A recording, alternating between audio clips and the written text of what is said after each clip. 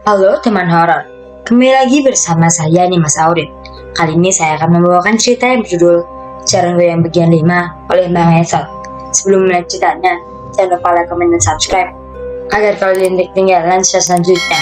Oke, gak usah lama-lama lagi, mari kita lanjut ke ceritanya.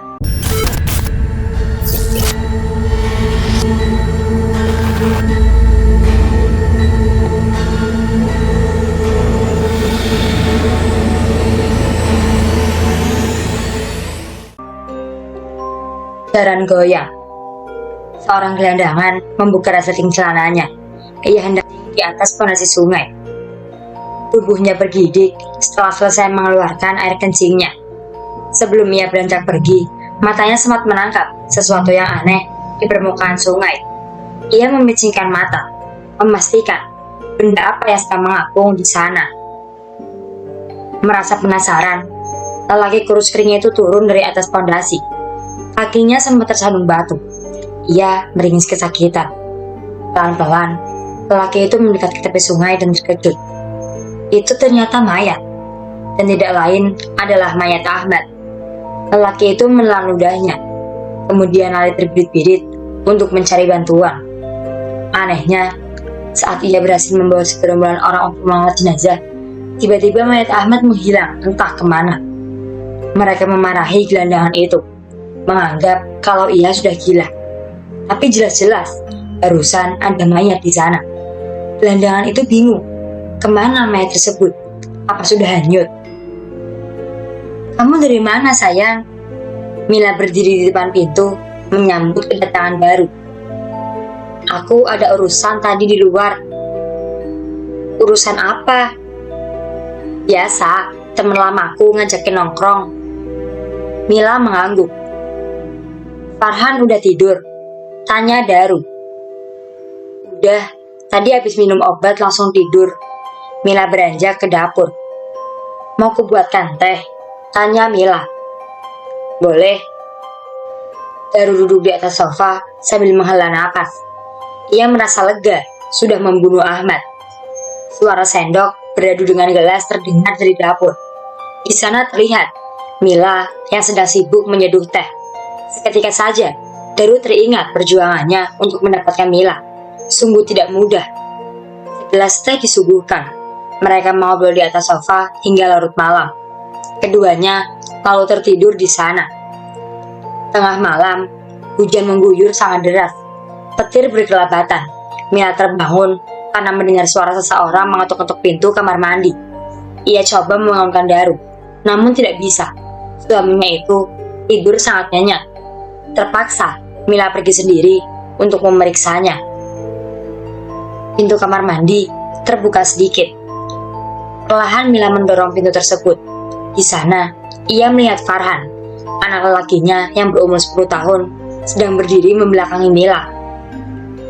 Nak, kamu bangun? Tanya Mila. Farhan tidak menjawab. Mila mengembuskan napas berat. Ini sudah biasa terjadi pada anaknya. Farhan punya penyakit tidur berjalan. Mila lalu membopong anaknya kembali ke dalam kamar. Kilat berkelabat memancarkan cahaya dari balik jendela kamar. Tubuh Farhan diselimuti. Mila mengelus lalu mengecup kening Farhan. Saat hendak keluar dari kamar anaknya, terdengar suara sayup. Mila. Itu suara paruh seorang laki memanggilnya dari luar. Segera Mila menghampiri sumber suara tersebut. Ia mengintip dari tirai jendela. Terlihat seorang lelaki sedang berdiri di bawah derasnya hujan. Wajahnya samar, tidak terlihat. Mila. Dan saat Mila membuka pintu, dengan mengejutkan, Ahmad sudah berdiri di hadapannya. Wajahnya tersenyum mengerikan. Mila menjerit ketakutan. Beberapa tahun sebelumnya, seperti biasa, setiap bulan Parman menjenguk Ahmad di penjara. Ia tak membawa makanan apapun, melainkan hanya ingin mencari tahu keberadaan Mila. Parman yakin kalau Ahmad membunuh Mila dan mayatnya disembunyikan di suatu tempat. Mereka berdua duduk di ruang jenguk. Siang itu, penjara sedang ramai pengunjung. Para penjaga berdiri di setiap sudut. Ada juga yang berkeliling, memastikan tidak ada hal yang mencurigakan. Arman menatap tajam wajah Ahmad. "Di mana kau sembunyikan Mila?" "Sudah berkali-kali saya bilang ke Bapak kalau saya tidak menyembunyikan Mila, Pak. Tapi saya yakin dia ada di Gunung Kawi." Jawaban yang sama seperti bulan-bulan sebelumnya. Kali ini, Arman coba untuk bersabar. Ia menahan emosinya. "Baiklah, Gunung Kawi. Apakah ada ritual lain yang harus aku lakukan?" tanya Parman. "Ada, Pak," jawab Ahmad. "Apa?" "Cari bantuan orang pintar." Ahmad menunduk ketakutan. Ia bisa diajar oleh Parman. Tanpa pamit, Parman beranjak dari ruang jenguk. Ia akan mencari orang pintar untuk menemukan Mila. Parman berangkat ke Jawa Timur menggunakan mobil MVP pribadi miliknya. Ia tidak seorang diri. Ada 2 orang temannya yang ikut membantu Parman. Mereka adalah Mufti dan Wildan. Mereka lah yang memberitahu kalau di Gunung Kawi ada seorang dukun sakti yang bisa membantu Parman. Itu perjalanan yang sangat jauh. Parman benar-benar ingin membuktikan omongan Ahmad. Sayangnya, sebelum tiba di Jawa Timur, mereka kemalaman di jalan. Sepanjang perjalanan, mereka bergantian mengemudikan mobil. Langit sudah gelap ketika mereka keluar dari jalan tol. Kebetulan, bagian Mufti yang mengemudikan mobil, sementara Parman sudah menempur di kursi belakang. Beberapa saat kemudian, mobil mereka memasuki perkebunan pinus. Jalanan lengang. Jarang sekali ada mobil yang berpapasan dengan mereka. Mufti melirik GPS, lalu mengambil jalan yang sudah benar. Gunung Kawi hanya tinggal 1 jam lagi dari sana. Parman tergeragat bangun. Ia mengusap wajahnya. Perutnya keroncongan dari siang belum makan. Dilihatnya dari balik kaca mobil, pohon-pohon pinus berjejer rapi. Ia berdecak kesal. Seharusnya ia berangkat lebih pagi agar tidak kemalaman seperti ini. "Gue lapar," ujar Parman. "Sama, Mas. Mana gak ada pedagang," timpal Mufti. "Pelan-pelan aja, Muf. Siapa tahu kita nemu angkringan di depan," kata Wildan. Secara mengejutkan, Mufti melihat sebuah warung angkringan di pinggir jalan. Tampaknya seperti warung kopi yang menyediakan mie rebus. Ada 3 orang laki-laki yang sedang mengunjungi angkringan itu. Mereka bertiga berbadan kurus, mengenakan kaos warna coklat yang lusuh dan celana panjang hitam. Sedangkan pemilik angkringan itu adalah seorang wanita muda yang umurnya kisaran 20 tahun. Tidak ada lampu listrik di sana, hanya ada lilin yang menyinari angkringan. Mobil berhenti.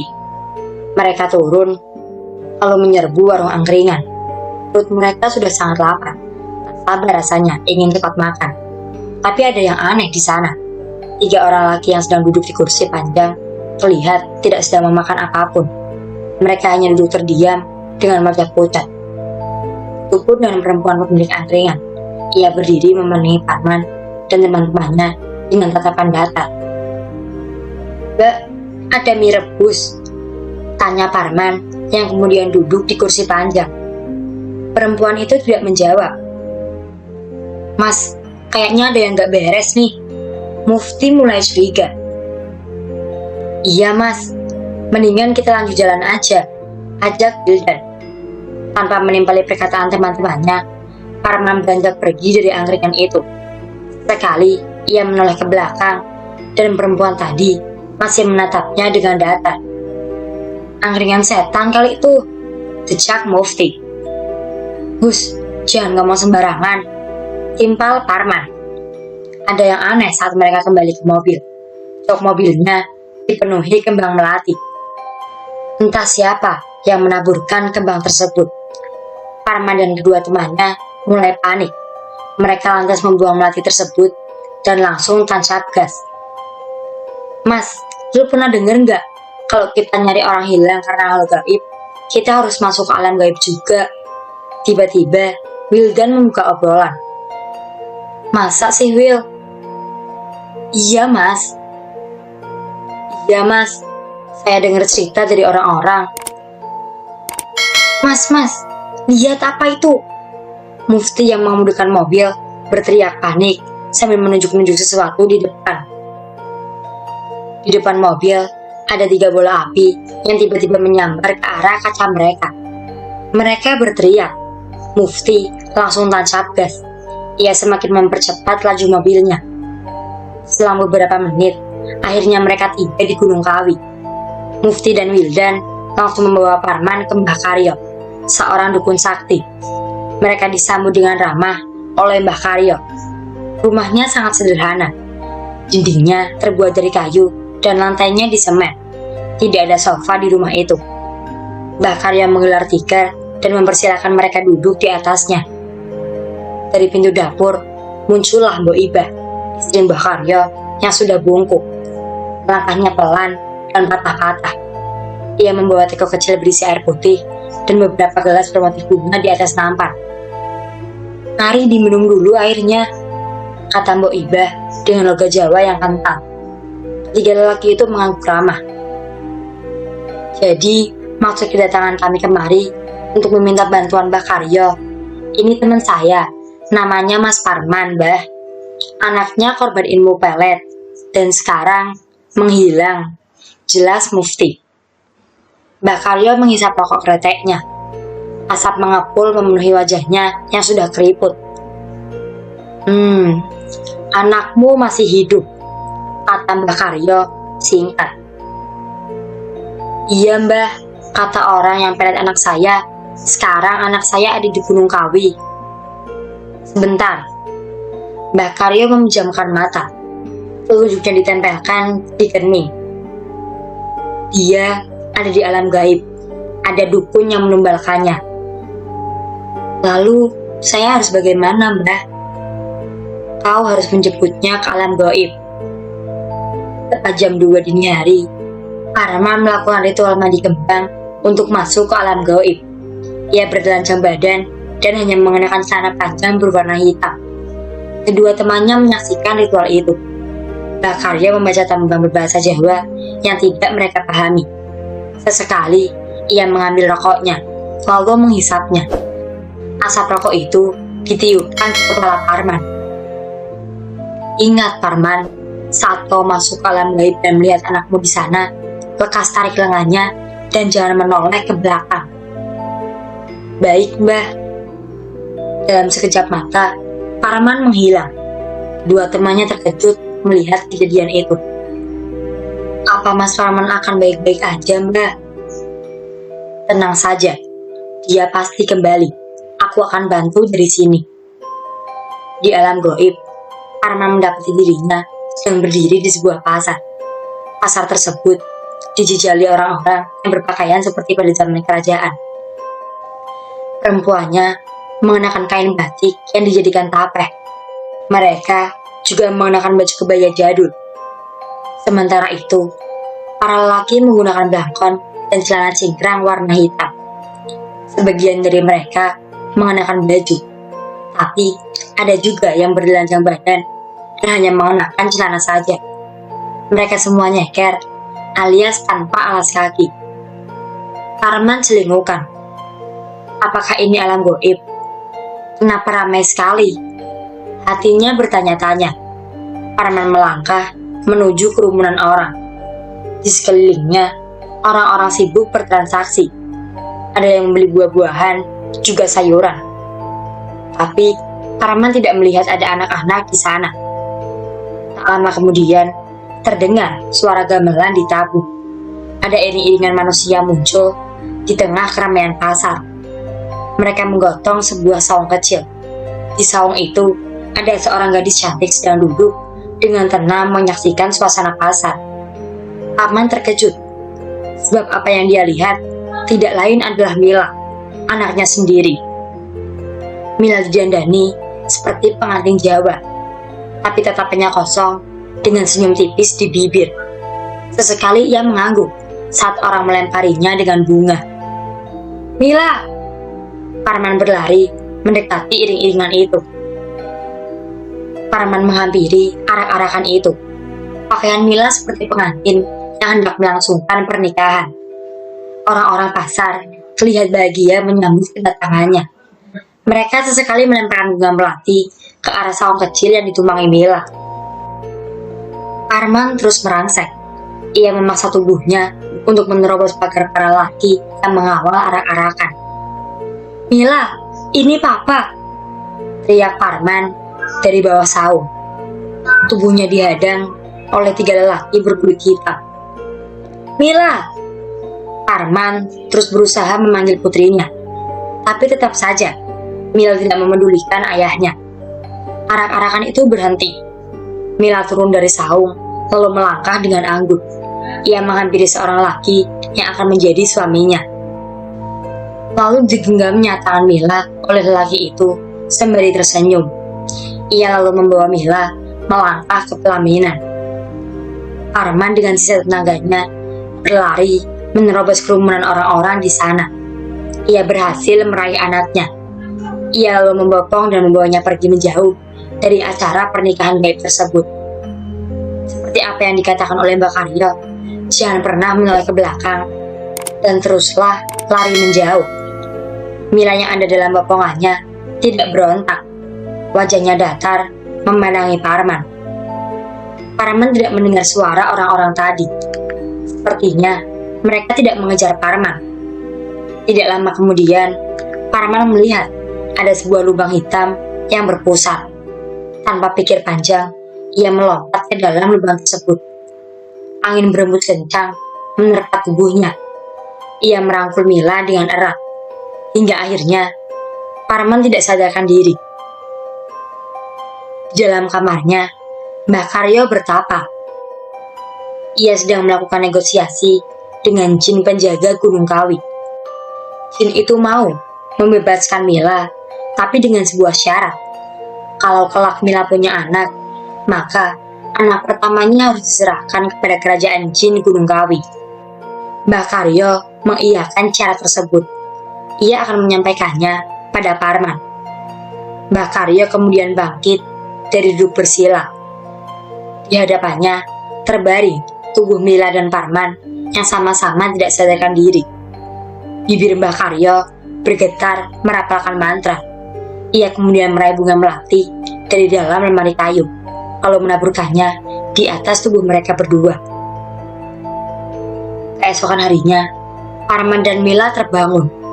Lelaki itu langsung memeluk anaknya sambil menangis. "Papa senang kamu selamat, Nak." Mila yang dipeluk diam saja. Tatapannya kosong. "Papa janji tidak akan membiarkan siapapun menyakiti kamu lagi." Atas saran Mbah Karyo, Parman memandikan Mila dengan kembang melati sebelum pulang. Tujuannya agar demitnya masih menempel dalam tubuh Mila bisa pergi. Setelah selesai, Parman mohon pamit. Ia juga menyerahkan amplop berisi uang sebagai imbalan untuk Mbah Karyo. Tapi Mbah Karyo menolaknya. "Kau simpan saja uangnya," kata Mbah Karyo. "Aku ikhlas, Mbah. Tolong terima sebagai ucapan terima kasihku." "Tak usah. Ada satu hal yang harus kau tahu." "Apa itu, Mbah?"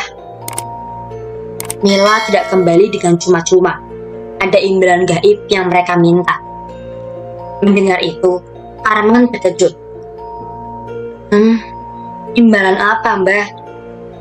"Kelak kalau Mila menikah, maka anak pertamanya akan dijemput oleh jin Gunung Kawi." Arman terdiam, sementara Wildan dan Mufti terkejut mendengar imbalan itu. "Baik, Mbah." Arman tidak ada pilihan selain mengiyakannya. "Aku minta satu hal, Mbah. Kalau nanti ada seseorang yang mencari Mila di gunung ini, jangan katakan kalau Mila udah ditemukan, Mbah.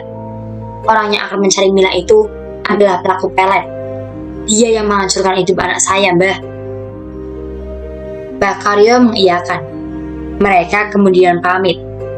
Berkali-kali Arman mengucapkan terima kasih. 1 bulan setelah Mila ditemukan, tidak ada sepatah kata pun yang keluar dari mulut Mila. Seperti orang yang baru mengalami kejadian menakutkan dalam hidupnya. Setiap hari, ia hanya melamun saja di dalam kamar. Bahkan untuk ganti pakaian saja harus dibantu oleh ibunya. Kedua orang tua Mila pun khawatir dengan keadaan putrinya. Mereka lantas membawa Mila untuk cek ke dokter kejiwaan. Betapa terkejutnya mereka setelah mendengarkan penjelasan dokter kalau Mila memang mengalami sakit jiwa. Sebaiknya titipkan Mila ke rumah sakit jiwa, Pak. Di sana dia akan mendapatkan terapi yang kemungkinan bisa menyembuhkan Mila, kata dokter dengan wajah prihatin. Mila duduk memeluk dengkul di sebuah kamar. Tatapannya kosong, wajahnya datar. Ia mengenakan baju tidur warna merah jambu bermotif Hello Kitty. Kamar Mila dipasangi tali besi, seperti penjara. Orang gila berlalu lalang di depan kamar Mila. Ada yang tertawa tanpa sebab. Ada yang menangis terus-terusan. Ada yang hanya melamun saja tanpa sebab. Itulah pemandangan yang dapat dilihat dari dalam tralis besi kamar Mila. Sudah 1 minggu Mila dirawat. Belum ada tanda-tanda yang menunjukkan kalau ia akan sembuh. Mbak Karti, seorang perawat, membuka teralis. Ia membawa semangkuk bubur ayam. Seperti biasa, setiap pagi Mbak Karti menyuapi Mila. Ia duduk di samping Mila, lalu tersenyum. "Pagi Mila, lihat Mbak bawa apa? Kita sarapan dulu yuk," kata Mbak Karti. Mila tidak menjawab, tapi ia membuka mulutnya saat Mbak Karti menyuapi bubur. Sesaat kemudian, terlihat Parman datang bersama istrinya dan seorang laki yang tidak lain adalah Daru. Parman sudah berkonsultasi kembali kepada Mbak Karyo tentang keadaan Mila. Dukun sakti itu mengatakan kalau Mila ingin sembuh, ia harus dinikahkan. "Mbak, kami akan membawa Mila pulang saja," kata Parman. Ia duduk di sebelah kanan Mila. "Kami tidak tega Mila jauh dari kami, Mbak," kata ibu Mila. Mereka sudah mengurus administrasi kepulangan Mila. Kedua orang tua Mila sudah bulat akan menikahkan anaknya dengan seorang laki bernama Daru. Daru ini adalah laki bayaran Parman. Ia dibayar agar mau menikah dengan Mila. Parman yakin kalau arahan Mbak Karyo tidak akan pernah salah. Kakek itu sekarang sudah menjadi guru spiritual Parman. Ia akan manut apapun yang dikatakan Mbak Karyo agar Mila kembali sembuh. Pernikahan digelar secara tertutup di rumah Parman. Mila tidak didandani layaknya pengantin. Ia masih menggunakan baju tidur. Tatap wajahnya tetap kosong dan datar. Setelah Mila sembuh, rencananya Daru akan menceraikan Mila. Selama pernikahan itu, tidak sekalipun Daru menyetubuhi Mila. Tidak ada niatan sedikit pun dalam dirinya untuk melakukan itu. Dia hanya ingin melakukan tugasnya dengan baik. Setelah itu, pergi dari rumah Parman. Apa yang dikatakan Mbak Karyo benar-benar terbukti. Seminggu setelah pernikahan itu, Mila mulai berbicara. Orang pertama yang mendengarnya adalah Daru, suaminya sendiri. Setiap hari, Daru merawat Mila dengan baik. Dia yang menyuapi makanan, memandikan, dan bahkan mendandani Mila. "Terima kasih," ucap Mila saat Daru selesai menyuapinya bubur. Tatapan Mila kini tidak kosong lagi. Ia menatap Daru dengan mata sayunya. Sontak saja, Daru senang karena Mila sudah mulai bisa berbicara. Semakin hari, keadaan Mila semakin membaik. Perempuan itu sudah tidak ingat lagi pada Ahmad. Ia sekarang malah jatuh cinta pada Daru, lelaki bayaran ayahnya. Begitupun Daru. Mungkin karena setiap hari merawat Mila, cinta mulai tumbuh di hatinya. Ia meminta pada Parman agar pernikahan ini dilanjutkan. Ia berjanji akan merawat dan menjaga Mila dengan sepenuh hati. Awalnya Parman ragu, tapi ia khawatir kalau Mila dibiarkan sendiri, dia akan kena sakit jiwa lagi. Mila jatuh pingsan saat mendapati seorang lelaki berdiri di hadapannya dengan wajah mengerikan. Lelaki itu tidak lain adalah Roh Ahmad yang gentayangan. Dan cerita tentang jalan goyang pun bersambung. Bagi kalian yang masih penasaran dengan ceritanya, jangan lupa tonton Jalan Goyang di part selanjutnya.